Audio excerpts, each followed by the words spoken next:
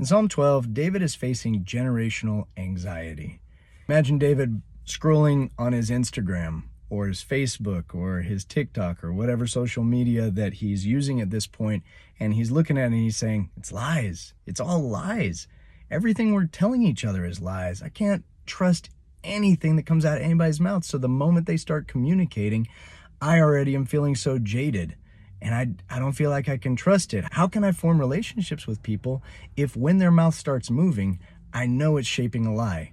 David is feeling the way that many of us feel about social media in general, and in the United States, it's an election year. So it's the way that many of you are going to feel. So what does David say we need to do about this? Well, he's got a very simple, brutal response to it, and he just says, cut it off. Cut off the feed. Eliminate the ability for that person to speak to you.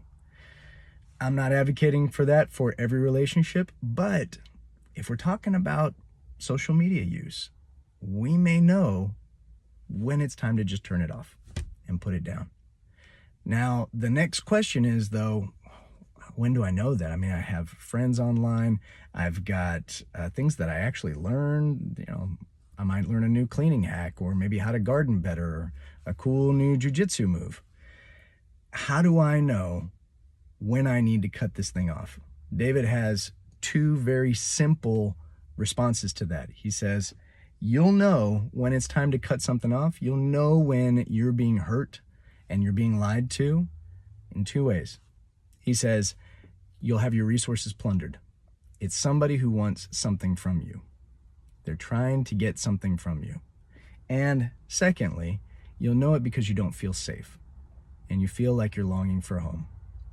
So if you are ever in a moment on the internet and you're feeling like giving some resources away to somebody, or you're feeling in your body anxious or depressed or just not safe, you may ask yourself the question, is this a feed I need to cut off?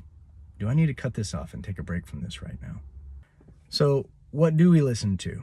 Well, David says, when you realize there's lies all around and you're feeling the sense of generational anxiety, what we need is to anchor into truth that has been able to withstand the test of time.